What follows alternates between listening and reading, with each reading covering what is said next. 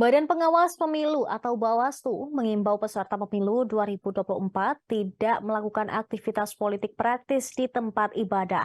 Apabila terjadi aduan ke pihak Bawaslu, tidak bisa menindak secara langsung dan hanya bisa memberikan hukuman masa kampanye belum dimulai.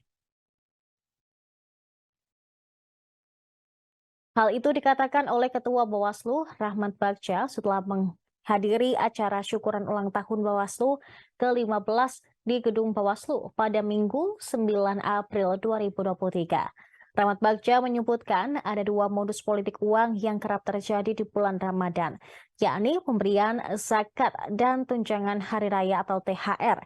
Bagja juga menyarankan agar para politisi memberikan zakat melalui lembaga yang berwenang. Imbauan itu disampaikan agar tidak ada penyimpangan yang menjurus kepada politik uang dan melanggar aturan masa kampanye. Terkait modus-modus pemberian uang di tempat ibadah, Bagja menilai hal tersebut masuk ke dalam pelanggaran administratif dan bukan mencuri start kampanye. Sebelum masa kampanye ini, pihaknya akan melakukan sosialisasi terkait larangan politik uang yang nantinya akan ditindak jika terjadi pada masa kampanye. Apabila modus politik uang masih dilakukan oleh peserta pemilu di masa sosialisasi dan terulang kembali pada masa kampanye, maka Bawaslu akan memberikan sanksi tegas.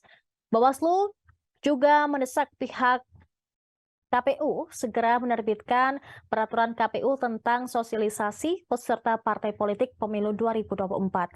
Rahmat Bagja mengatakan pihaknya dengan KPU sudah melakukan pertemuan hingga 5 kali untuk membahas terkait PKPU soal sosialisasi itu. Namun, dengan banyaknya pertemuan tersebut, hingga kini KPU belum juga menerbitkan peraturan itu.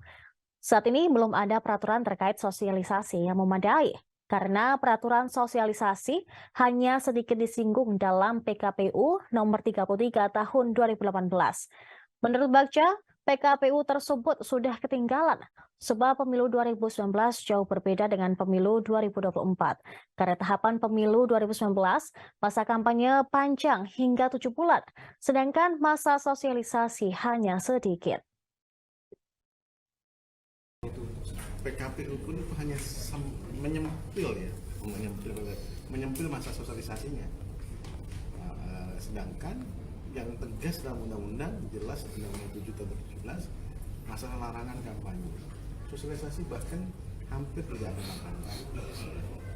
Kemudian juga misalnya sekarang sudah tidak aktif misalnya aturan mengenai pemasangan alat peraga seperti apa. Nah, sekarang sudah ada masa sosialisasi adalah masalah untuk menyebarkan informasi, masa tidak ada masalah alat peraga. Itu di tempat umum sebenarnya. Dan tapi itu juga bergantung pada peraturan dan juga akan banyak kesulitan mengenai misalnya tadi. Terima kasih sudah nonton. Jangan lupa like, subscribe, dan share ya.